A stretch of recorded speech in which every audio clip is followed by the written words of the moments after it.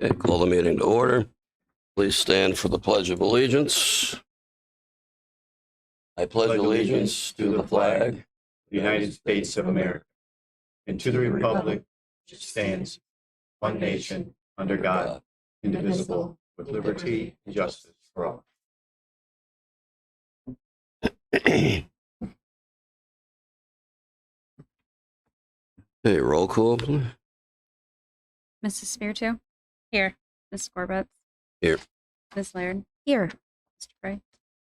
Ms. Ray? Here.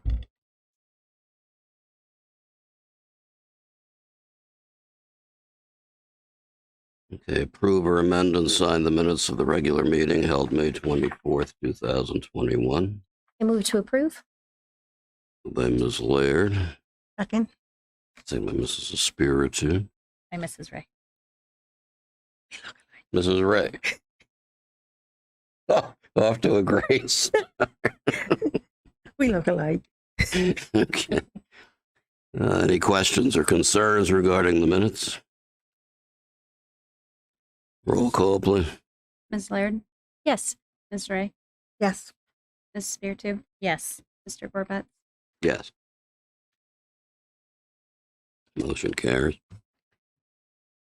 Okay, at this time, we're at the section for public participation. Would anybody like to address the board at this time?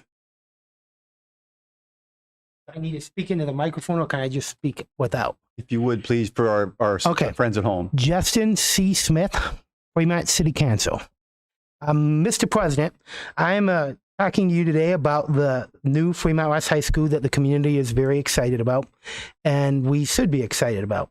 I'm proud to be a Fremont City West graduate and a Fremont City Councilman, and the new Fremont West High School is a lot of excitement. When I went to school at Fremont, starting way back at Hayes School, I remember Mrs. Way at Hayes Elementary School back in those days. I should say that'd be the early 90s, but then so I'm getting a little bit old. But those, I had a little bit of a challenging beginning, but as in second grade, I memorized the Presidents of the United States as a book at the Hayes Elementary School library. And I kind of became known as a kid who knew the presidents. The reason I bring that up is throughout school, that was what I was known for, being patriotic, being the kid who knew the presidents, and treating everybody with respect and trying to be kind and doing the values that we are in Fremont really do pretty good at. When I graduated from high school in the class of 2002, I was on student council throughout elementary, junior high, and high school. So I always enjoyed running campaigns. So I guess that's kind of how I ended up in the position I'm in today. But anyway, the one thing I did not campaign for and did not actually expect to get was the Fremont West WWS Citizenship of the Year. I did not campaign for that. Matter of fact, I really had no idea I would even get it. I had made no plans to go to the senior award night because at that time I wasn't planning to get the award night. And my mother, who works for the schools, was told by the school office to make sure that Justin needed to get to the senior award night. Well, now we know why. I was chosen for that position. The WWS Good Citizenship position is a position that's based on student being chosen who's being well respected and well liked and doing the right thing. Not necessarily being just well liked, but doing the right thing and treating everybody with kindness and trying to be a leader. I think it's very important as a person who likes history, that we respect that history, even in this new exciting time of the new building. I know several people on that citizenship, valedictorian, second place, that have been on the school. Some of those came from the Croghan Street School because they go way back to like the 1937, 1938, 1939. And I call it the Citizenship Club. I know Heidi Gallagher, one of your teachers, is in it. There's several other people that I believe Commissioner Zimmerman's in it. And I've been kind of, my campaign manager is 12 years old and he's a young kid, kind of reminds me of myself at that age. And he told me that someday he wants to be in it. And I believe that he has a very good chance of being in it. And that's why I want to encourage the Fremont School Board to please consider taking those historical, I don't know what you would even call them, the historical things that are in the hallway, if you could take them to the new school. I know that the new school is new and we're out for the future, but I think we should work to honor our past as well.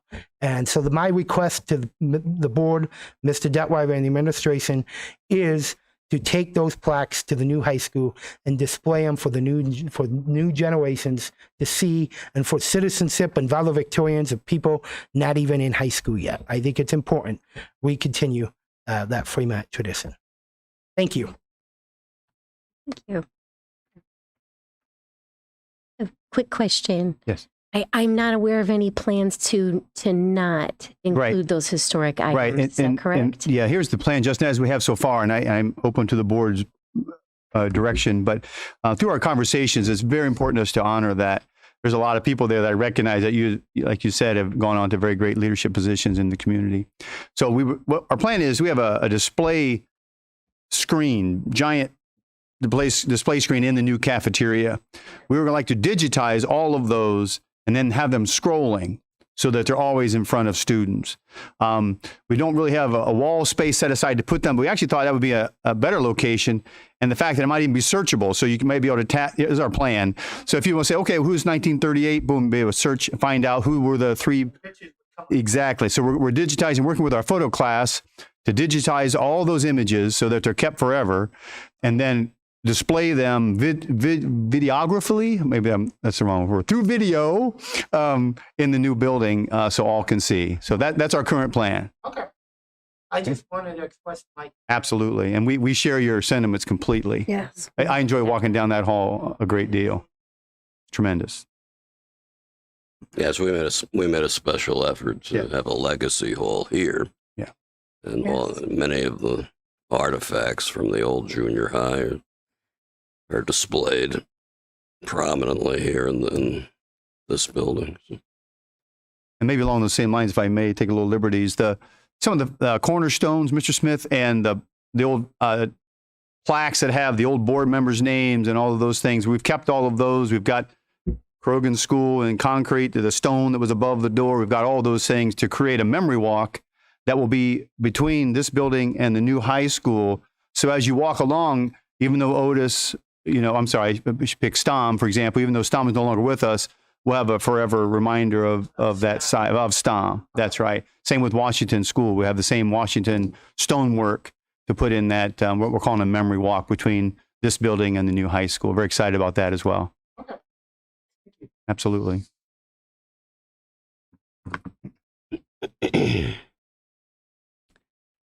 Okay, thank you.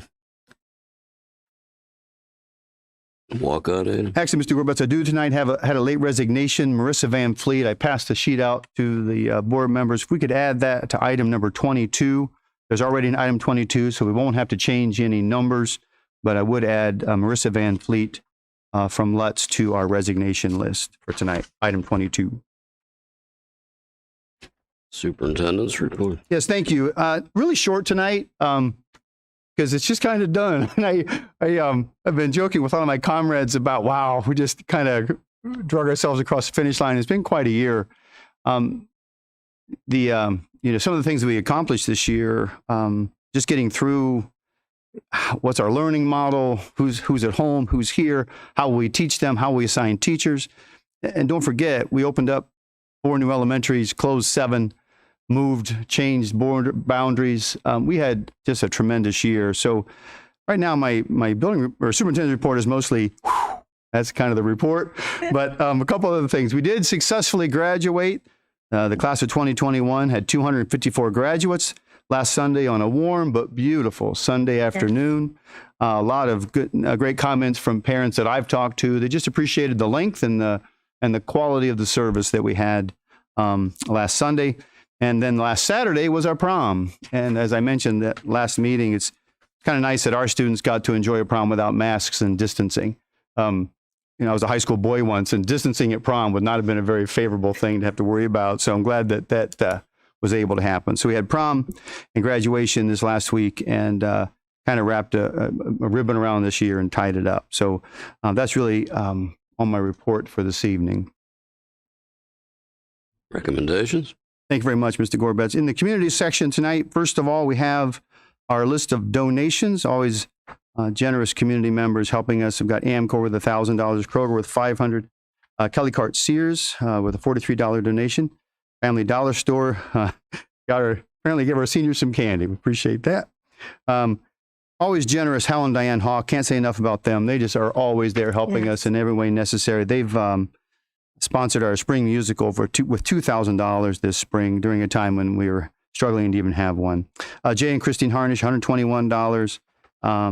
Morgan Hawk, $500, following a family tradition there. And then Matthew Fox, some pillar railings for the drama. And Patricia Damschroeder, 2 music clarinet stands. So those are our donations from this last month. Okay, could we have a motion to approve item 1, please? So moved. Moved by Mrs. Ray, Second. seconded by Mrs. Espiritu. Certainly appreciate our generous donors. Yes. Any other discussion? Roll call, please. Mrs. Ray? Yes. Mrs. Spiritu? Yes.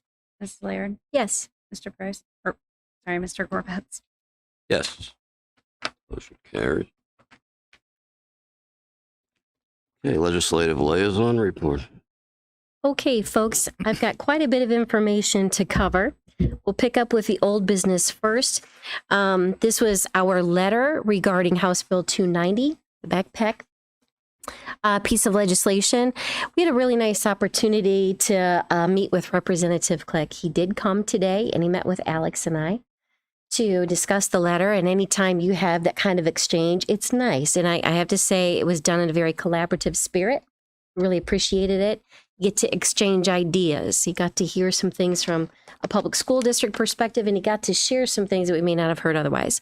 So here's where we land on where we're on the same page and where we got a little work to do to come together yet. So first, like us, he believes that students would flourish and teachers could do what they're gifted to do if there was a reduction in the very imperative and impunitive kind of legislation that we have. There's so much of it. One thing in particular, Representative Click opposes the 3rd grade reading guarantee. And he alluded that there may be some legislation coming up for that particular item, specifically the retention element of the 3rd grade reading guarantee. So we're very much on the same page there. Regarding the differences when it comes to discipline and availability of options in public schools versus various charter schools, this is where we got to talk about some things that maybe both sides didn't know. Representative Click didn't know that public schools cannot permanently unenroll a student. You have 80 days max. So when you understand things like that, you can see that there's differences. So it was very, very good to get to share that particular thought with him. The questions of constitutionality, where we are falling on the same lines together, we both agree that the Constitution, the separation of church and state, does not eliminate religion. It comes down to, from there forward, some interpretation. And this is where we are interpreting some things differently. Mr. Click believes that because school choice wouldn't put taxpayer dollars to any one sect of religion, it opens it up to any of the sects of religion, that makes the proposed legislation constitutional. We explained from our perspective, and if you read the language we had in the letter, where we're reading the Constitution, it says it cannot fund any sect or sects, plural, not just one, but any altogether. So that's where we're seeing things a little bit differently. From his perspective, he thinks that there's already co-sharing of tax dollars for religious education now, in the fact that we share resources, we share busing, we share various types of things. And there was just a little bit of discussion on that, true, but then there's a slippery slope. How much? Perhaps on an extreme example might be, if someone were to open up a chartered school of a specific religion that general population may not feel good about. Their tax dollars go to that. Just to give an example, not to criticize any religion, but the way that the bill is proposed, someone could charter school, open a school of the Wiccan, and your tax dollars go to support that. Those kinds of things. So we voiced our concern that it removes the choice of the taxpayer of which religion they're okay giving money to, that they shouldn't have to make that available to go wherever, any religion that they don't support. So that's where we stand on that particular item. And lastly, as we explained, whenever we provide a collective piece of correspondence in favor of or in opposition of proposed legislation, we try to give options. If we disagree with something, we try to say, here's what we think would be better, rather than to just complain.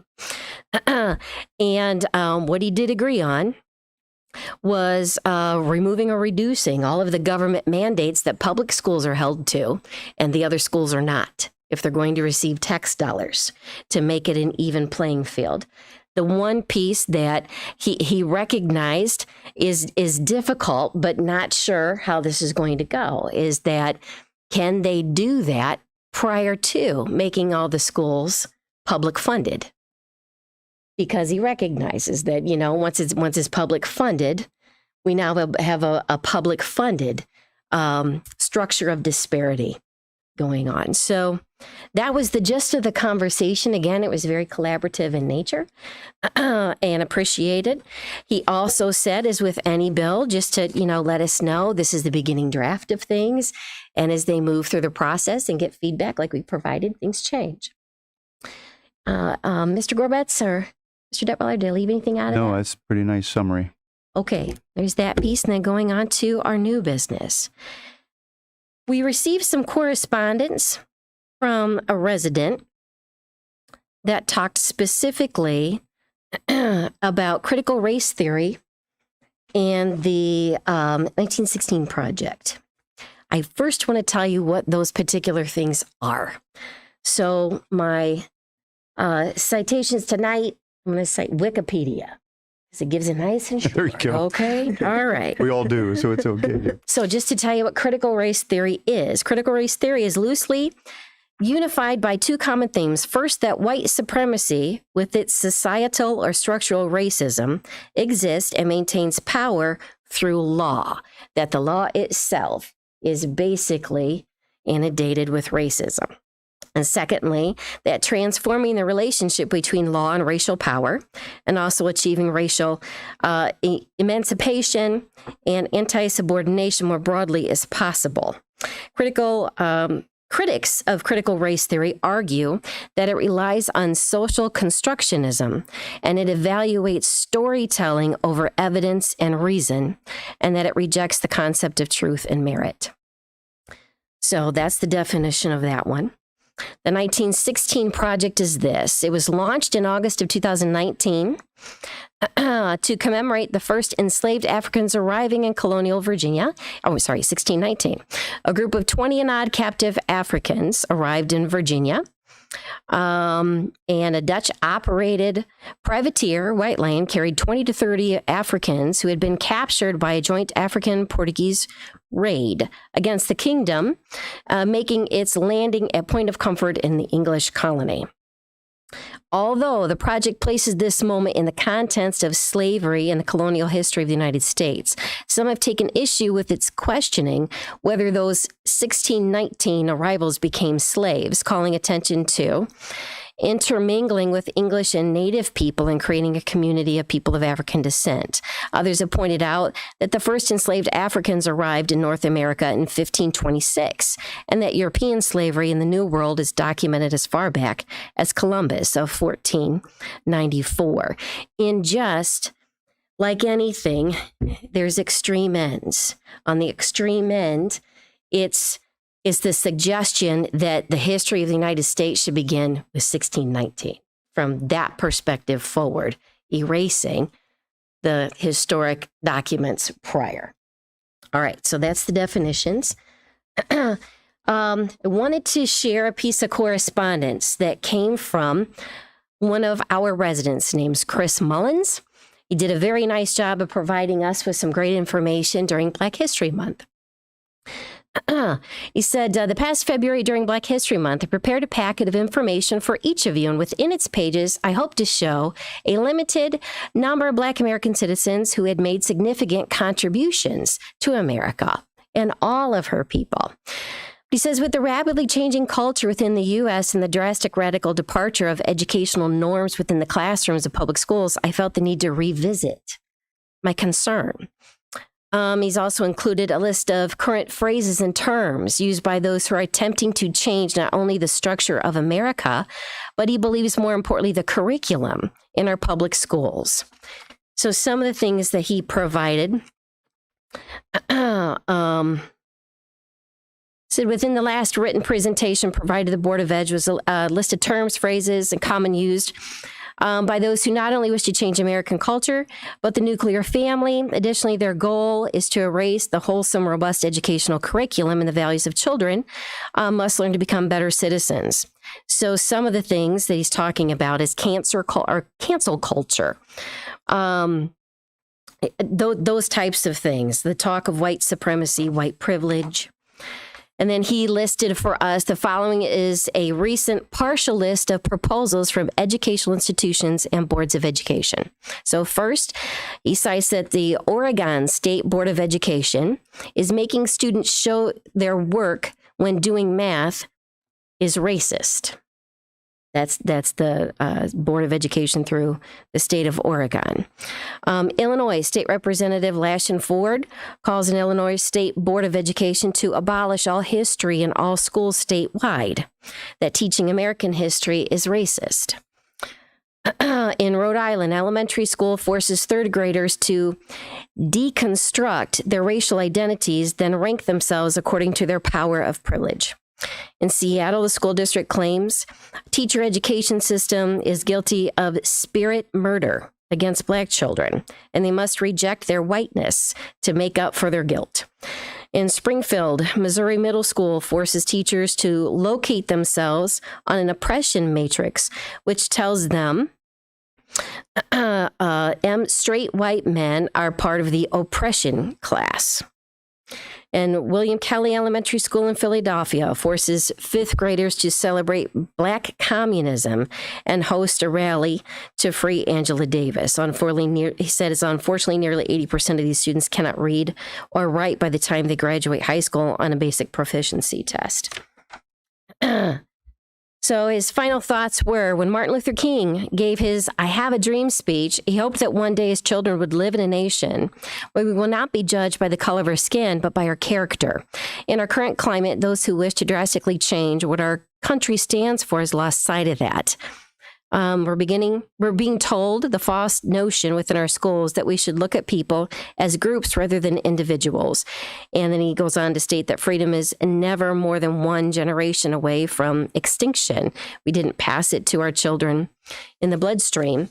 It must be fought for, protected, and handed on to them to do the same.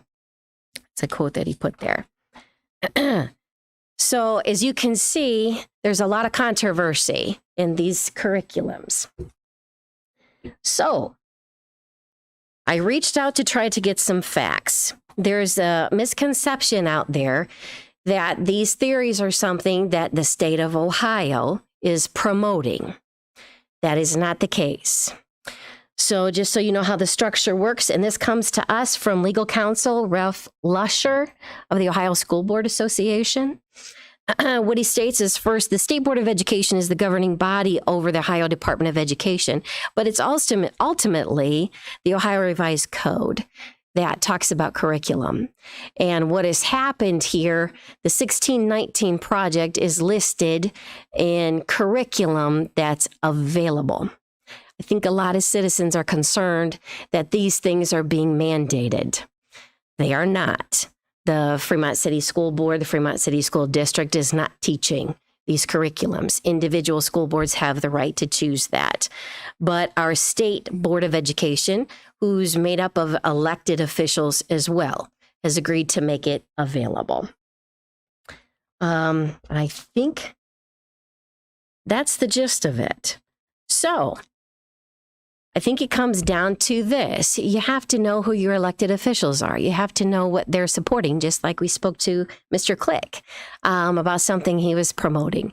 If we're concerned about these types of curriculum, it's really important to do what the residents have done here and let us know what they think of that. It's equally important to reach out to your state Board of Education representatives. We elect them. They're on our ballots. So it's important to know who they are and to voice their concerns too. So any concerned residents, I encourage you to go to the State Board of Education website, look at your district and see who your representative is and reach out. Sounds good. It's the way to do it.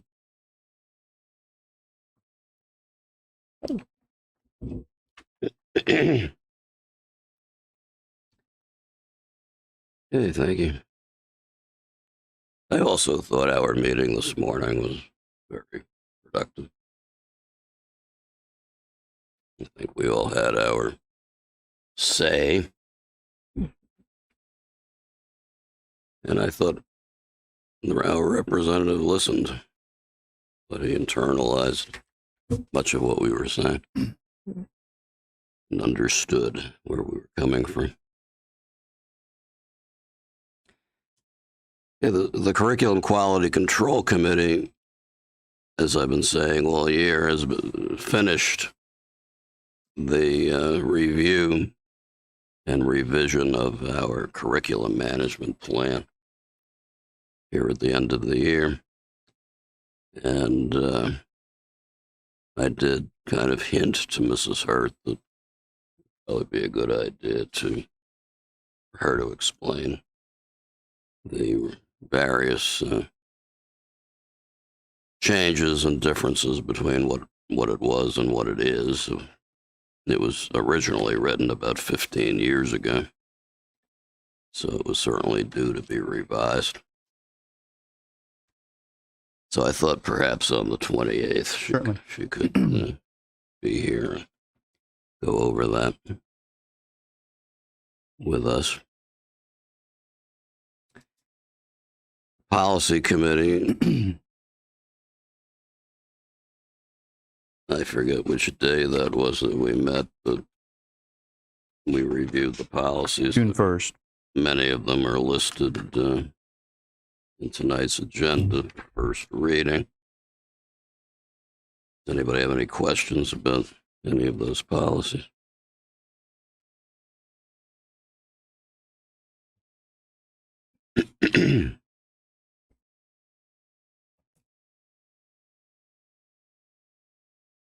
I don't think there was anything particularly. No, we got it pretty smoothly. Mostly just response to legislation.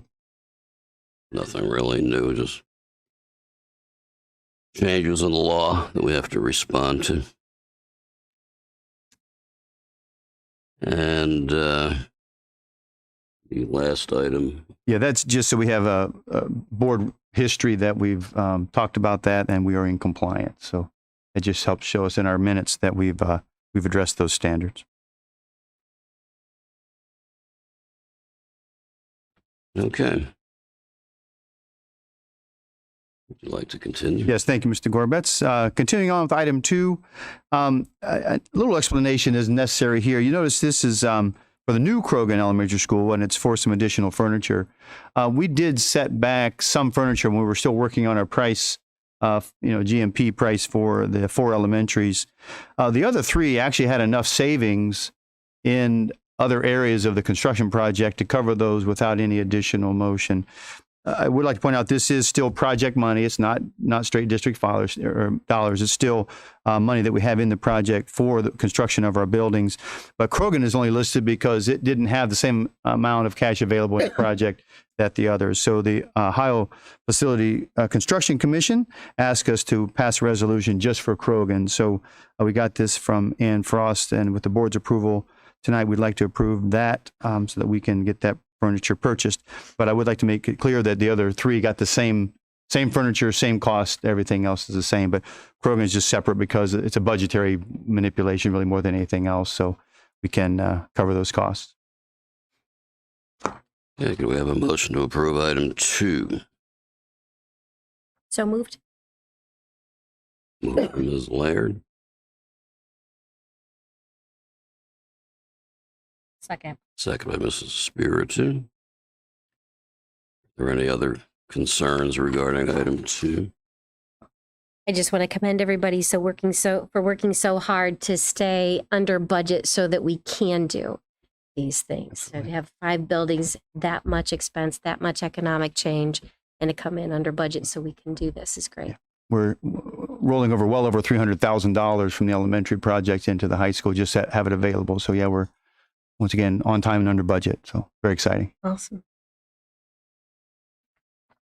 On time and under budget. That's my line. And it's the truth. Sounds Two good. things to be Because yeah, that's not always proud the case. and Absolutely. thrilled about. Yeah, I hear horror stories around the state of projects that go south real fast. Not everybody can Yeah, say that. that's for sure. A roll call, please. Ms. Laird? Yes. Mrs. Spiritu? Yes. Mrs. Ray? Yes. Mr. Gorbetz? Yes, motion carried. Thank you. Item 3, thank you, Mr. Gorbetz. The first item there, item 3, as we continue on our agenda, is from the Sandusky County Board of Developmental Disabilities. It's our agreement to work with them. And once again, this year, for the second year in a row, they are not charging us a dime. What had been almost $300,000 there as well, from their COVID ESSER funds and some other things that they've done, a very, nice budget over there. They've been able to pass some of that savings down to us. We're very appreciative. I sent a nice note on behalf of myself and the board to them, thanking them for their consideration and to help us during this time. So that's item 3, is just to legally enter into services with them for our shared students. Item 4 is the FEA, that's our Teachers Union Collective Bargaining Agreement. I'm asking for approval on that. That was approved by the union actually about 6 weeks ago. Item 5, the contract with Great Lakes Biomedical to continue our student drug testing policy. Item 6 is actually for extended school year services with North Central Ohio Educational Service Center for gifted special ed and other related services. That's just, like I said, for extended school years. Item 7 is the OPSI contract. That was much more recent, so that's also been ratified by their membership and is coming before the board this evening. Item 8 is approval contract with PT Services. This is also for occupational therapy and speech services during the summer. Turning to the next page, item 9, the last in the contract section. We also help the Sandusky County Board of Developmental Disabilities with lunchtime meals. And we've been doing that now for a while. So we are their hired food service, basically, because we travel or deliver meals to them. So those are all those items in that section. Okay, do we have a motion to approve items 3 through 9? Motion to approve. Moved by Mrs. Espiritu, Second. second by Ms. Laird. And how much money are we saving by the grace of the Sandusky County Board of Development? Nearly $300,000. $300,000.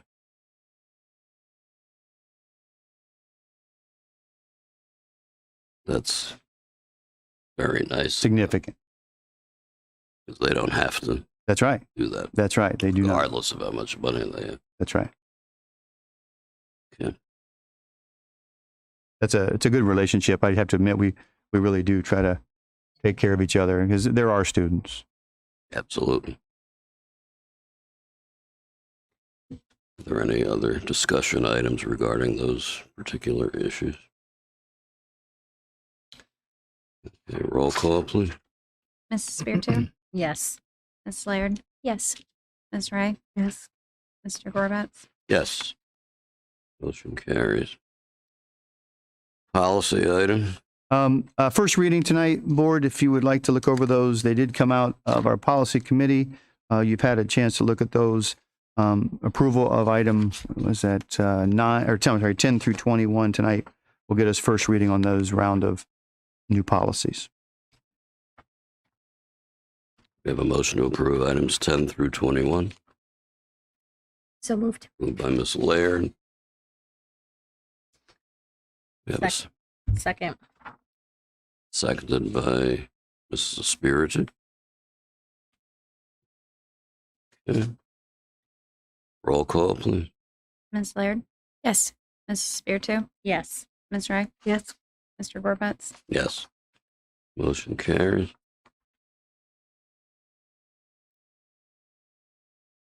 Okay, staff matters. Yes, thank you, Mr. Gorbetz. Item 22. This, if you remember, we did add a resignation as a walk-on item there, so that's where this would go. That Van Fleet, yeah, Marissa Van Fleet. So then also Renee Diebler, Sarah Kroll, Gina Hoppes-Heinlein, and Dennis McCoy. You will see Gina's name pop up in a hire in a moment. So those are the resignations. Item 23 are the appointments. We have Anthony Gutierrez. He is 7th grade language arts here at the middle school. John Clegg will be 9 through 12 history. Hannah Kohler-Blousey, speech language pathologist. Renee Rohrbacher will be 8th grade math here at the middle school. And Jennifer Ziegler-Long will be computer science and social studies at Ross. Then the next section, we have certified tutors are Taylor Hostler and Nicole Kalasa. And then also appointments of Michael Bender, custodial 2, and Gina Hoppes-Heinlein as, yes, the assistant to the superintendent. She will be my new Linda. And I've been kind of joking that she's my new Linda. Linda's retiring into this month. And I know I've said it before, I miss her terribly, but Gina Hoppes-Heinlein is a rock star as well. Excellent. So they will continue to take very good care of me, which is a big time job around here. So looking forward to that. Item 25, support staff substitutes there. Michelle Billow, Alan Dar, and Lisa Fox with your approval. Item 25, we have assigned Samuel Burlekamp to help us with some of our summer band. So we need some extended days for him. And then continuing on with this item, Megan Ray, varsity golf assistant coach, Corey Rohrbacher, middle school football, and George Tucker, varsity assistant football. Item 27 are some supplemental duty positions.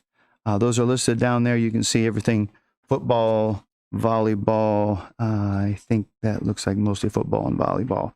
It's nice. I commend Mr. Burnt for having those ready to roll. I mean, there'll be a few stragglers, but it's nice to know who's going to be out there, and a lot of returning quality human beings out there with our students. That continues on the next page. So if you could continue over, it starts with Jalen Slick down through Julia Zucker. I see cheerleading there as well, and soccer. So lots of things going on for students. Item 28, summer school program. We're still filling some of those needs to make sure we have everything covered. Clara Thurn's going to help us as a custodian. Summer school also, item 29 is Tiffany Bilbrey as counselor. She'll be helping us as well. We get a little help in the summer for mowing and maintenance from Christopher Capel with your approval. Item 31, we have mentors for student teachers, lining those up for this year so we can wrap that up with Bowling Green State University. They're listed on the next page: Courtney Jarrett, Rick LaFountain, and Stacy Lowry. Then item 32, approval of following student mentors: Elizabeth Hamaker and Sean Heinlein. And that concludes my staff section. Okay, can we have a motion to approve items 22 through 32? So moved. Moved by Mrs. Ray, Second. second by Mrs. Spiritu.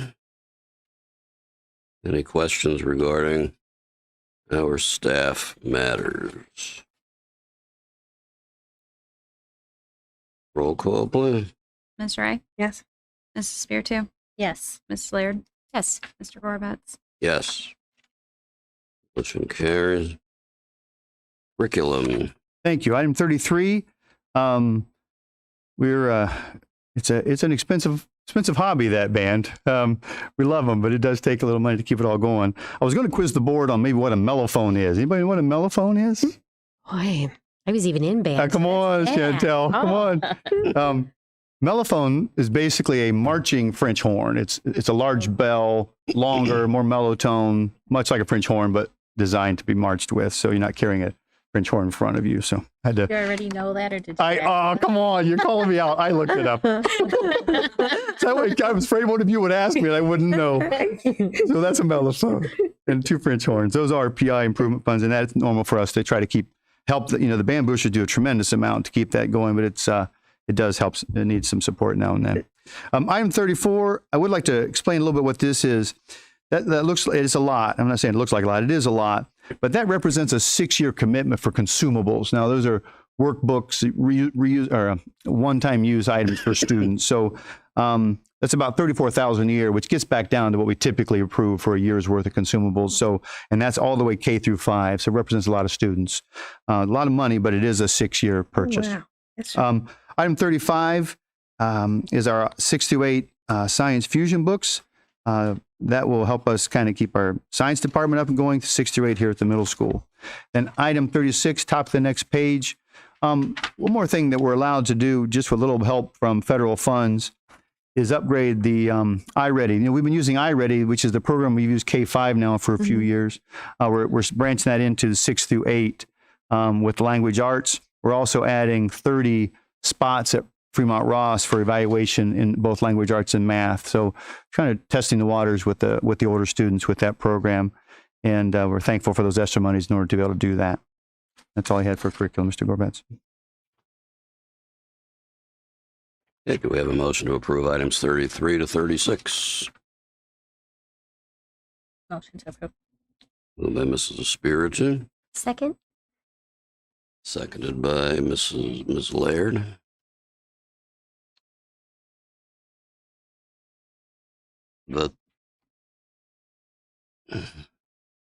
I Yes, sir. think that's wonderful that we're extending that. yes. Yeah, we've been really happy with that. Yeah. We're very excited about it. And that's really been a teacher-driven initiative. They like it, they use it. It's gotten a lot of credibility with the staff. Are there any other questions or concerns regarding those items? A roll call, please. Mrs. Spiritu, Yes. Ms. Laird, Yes. Mr. Egg, Yes. Mr. Gorbetz. Yes. Motion carries. Okay, fiscal matters. Tonight, all I have for the board's approval is the May financials.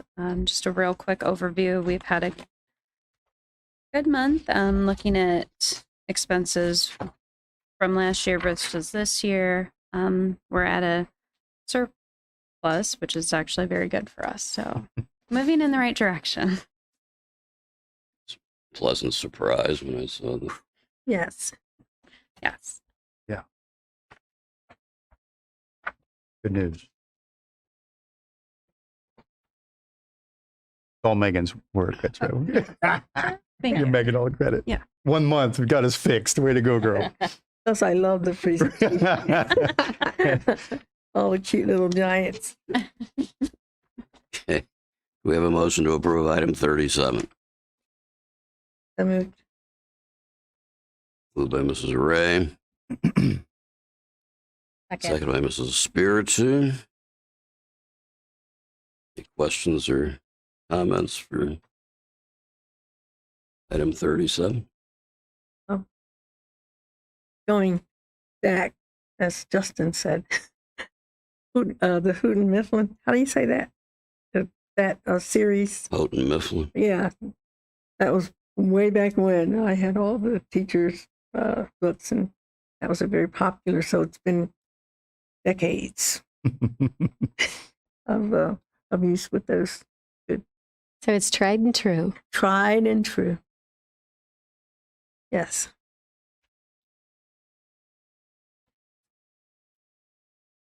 Okay, roll call. Ms. Ray, Yes.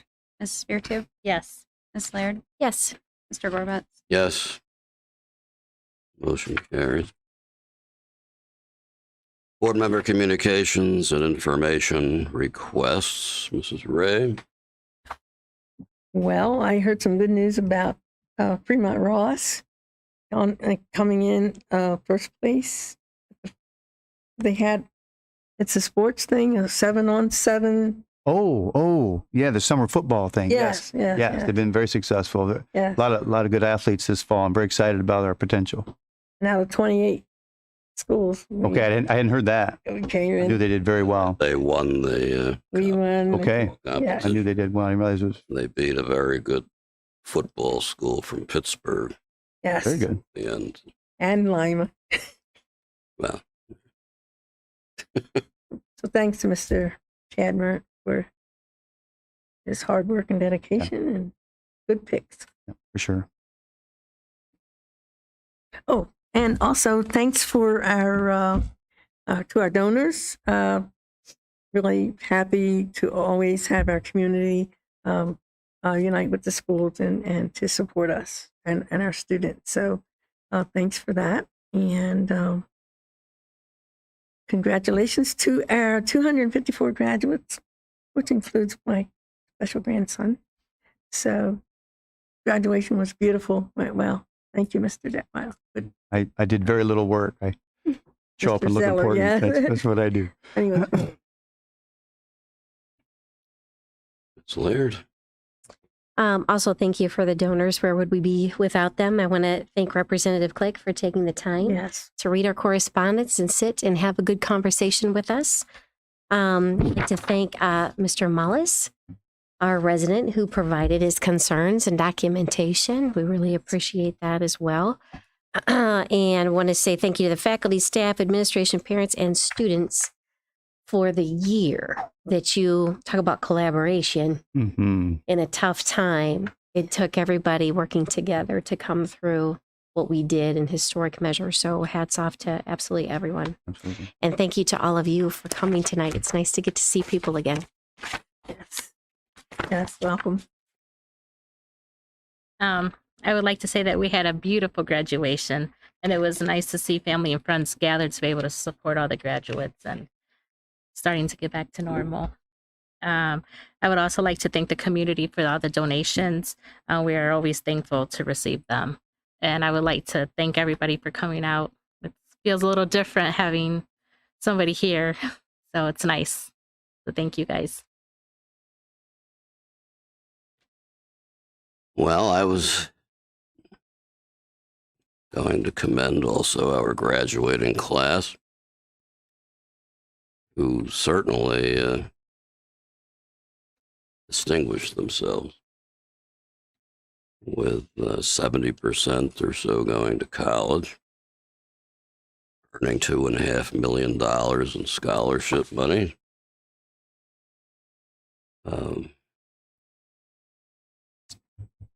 And they overcame quite a bit to be able to accomplish that, the last 2 years especially. I'd also like to relay a conversation I had with one of our community members. And I was at his place of business for something totally unrelated, but he made a point of just lauding our music program and how much progress his children made in the music program, and leading to scholarships and higher education through the music program. And he just couldn't say enough good things about our music program, which was very gratifying. There's a lot of, and he made a point of saying, you know, there's a lot of people that feel the same way I do, but nobody ever hears those types of things. Once in a while, we hear them when we're out and about. But there's more of that than we acknowledge, more of that than sometimes we perceive. And we've said it before, we really have to, no pun intended, but we have to blow our own horn. Mellophone. Mellophone. Whatever the horn happens to be. We need to, Blow your mellophone. we need to make it known. You know, our programs here are outstanding, Yes. and our opportunities that we provide to our students are in a class by themselves in this part of the state. And I want to thank Mr. Smith for talking to us. Yes. It is nice that you remember Mrs. Ray so glowingly. I want you to know that even though you don't remember me from those days, I was there too. He remembered me. I always forget when I Mostly behind the scenes, but I was there. Okay. With that, we'd like to entertain a motion to adjourn to executive session to discuss items I, J, and L. So moved. Moved by Mrs. Ray. Now move my Moved by Mrs. Blair. Why you put your We look alike too. Okay. Everybody looks like me. Moved by Mrs. Ray.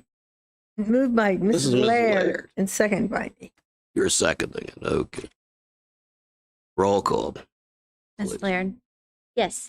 Mrs. Ray, Yes. Mrs. Spiritu, Yes. Mr. Corbett.